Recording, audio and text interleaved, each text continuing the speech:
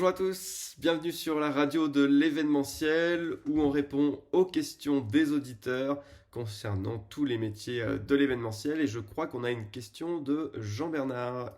Bonjour Dorian. Pouvez-vous me dire ce qui fait la différence entre un animateur pro et un animateur amateur?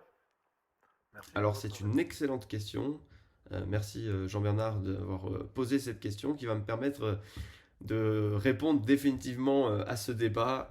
Quelle est la grande différence entre un animateur professionnel et un animateur amateur? Alors déjà, je vais commencer par les points communs. Dans tous les cas, en règle générale, ce sont des gens passionnés. Et loin de moi l'idée, bien évidemment, de critiquer les amateurs de l'animation, parce que ce sont des passionnés comme moi, et ils ont cette passion chevillée au corps, et donc en ça, on se retrouve énormément. Maintenant, bien évidemment, il y a des différences, comme dans beaucoup de métiers, entre quand on s'est fait professionnellement et de manière amateur. Et la première différence, ça va être le temps qu'on va pouvoir y consacrer.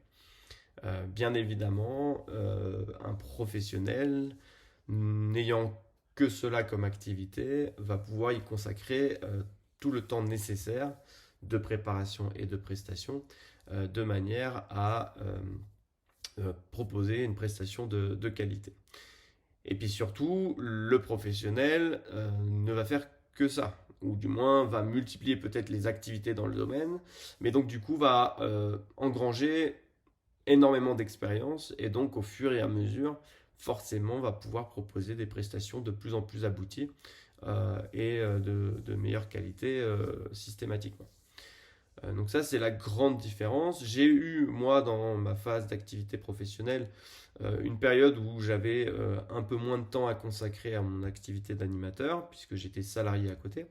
Et je vois bien la différence avec aujourd'hui où j'en fais mon activité principale, en termes je dirais, de concentration et de préparation à l'événement.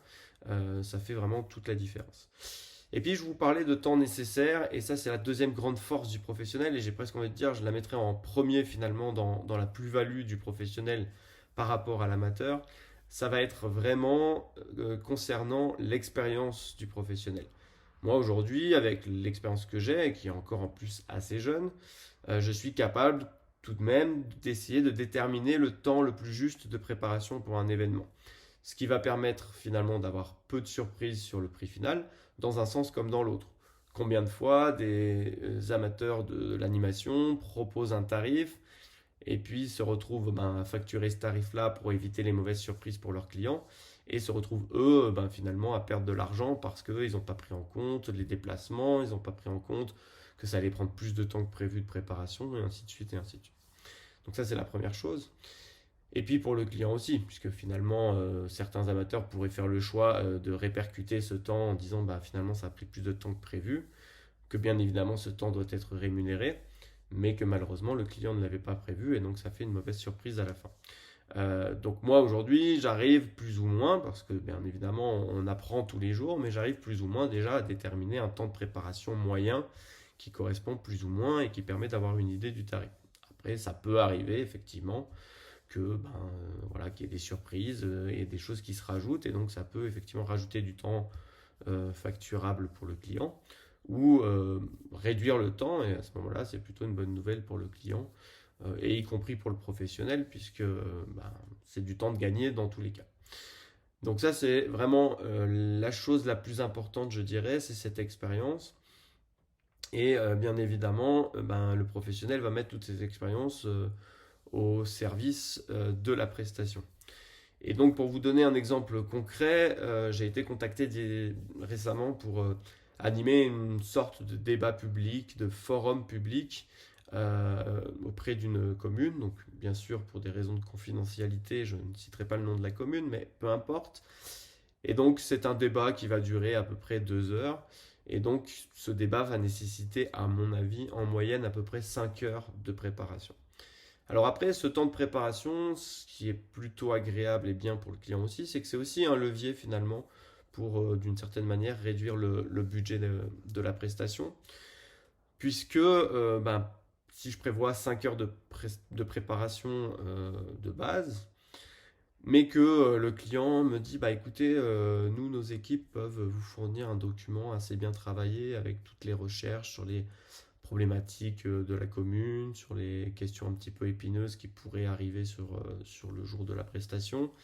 Ce temps-là, c'est du temps de gagner pour les deux parties, et donc de l'argent pour le client, et du temps pour le professionnel.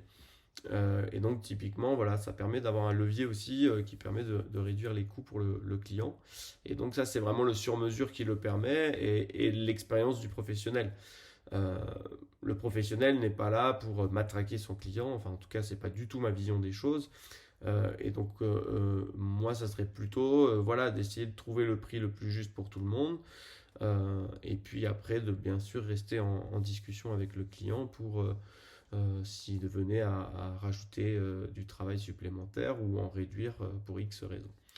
Voilà, donc j'espère que j'ai répondu à ta question, Jean-Bernard. N'hésite pas à en reposer s'il le faut. Pour les autres également, vous pouvez vous poser vos questions en commentaire ou par téléphone ou en audio, et je me ferai un plaisir d'y répondre. Je vous rappelle, hein, c'est la chaîne qui répond à toutes les questions sur l'événementiel. C'est la chaîne YouTube, moi c'est Dorian Lachaise. N'hésitez pas à vous abonner et à liker la vidéo. Et puis on appuie sur la petite cloche pour bien recevoir toutes les notifications. On se retrouve très bientôt pour de nouvelles questions. Je vous remercie. Ciao, ciao!